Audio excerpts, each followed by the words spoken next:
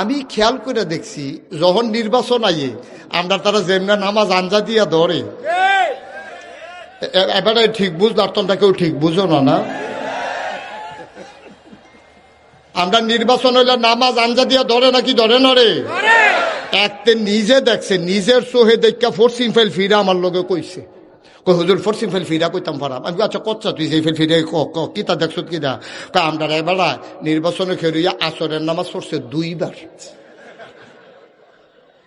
আপনারা কি মনে করছেন 2 দিনে? আরে না, একদিনে। একদিন এই বড়বড়ায় আসরের নামাজ পড়ছে কয়বার? তা আমি কই তো তোরা হলে কি হ্যাঁ বেড়ায় নেতা হইব? তোর মতো বেহতার হইলে বেড়া নেতা হইতে পারবো? এবারায় সানলা গ্রামও আসরের নামাজ পড়ছে, সারিফাড়ার তারা এবারায় যে নামাজি এটা জানার দরকার আছে না? এবারা কাম লাগলে সাইফিরা গিয়া পড়বো, টাইম থাকলে ভোট দিয়ে গিয়া পড়বো, তোর সমস্যা কি?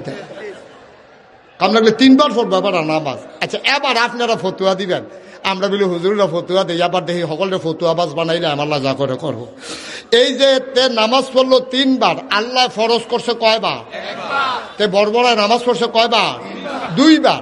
তাইলে এটা কি আল্লাহর লাগিয়া না বুডার লাগিয়া? আচ্ছা পড়লে পড়ছে বুডার লাগিয়া, আবার যদি মনটা নামাজ পড়ে যদি কোনো বুট পায় খারাপ কি কেন? দুঃখ তো এই জায়গাটা, তা দুঃখ তো এই জায়গাটা। কইলে আমরা কোন জায়গাটা?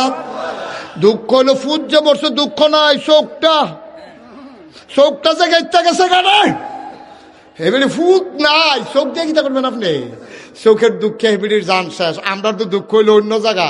ভোট এবারে 2 বার নামাজ পড়ছে, পড়লে পড়ছে, এবারে আল্লাহর লোক অবশ্যই একটা বুঝ করে তো পড়ছে। এবার হচ্ছে গোপন চুক্তি আছে, না হইলে পরে গিয়ে এবারে পড়লে পড়ছে। আমার এই ব্যাপারে কোনো আপত্তি নেই, কিন্তু দুঃখ হইলো যাবারা সারা বছর টুপি নাই, নির্বাচন ডাইলে টুপি মাথার দেয়, যাবারা সারা বছর নামাজ নাই, নির্বাচন ডাইলে আসরের নামাজ পড়ালায় 2 বার। এবারে যদি আবার আমরা যারা নামাজি 5 ওয়াক্ত 12 মাস নামাজ পড়িন না, আমরা যদি কয় ধর্ম লইয়া ব্যবসা করে, কলজাটাত লাগে নি কর, কলজাটাত লাগেনি রে দাঁড়া বাহি খাউন্ডা নগতলারে দম খাস।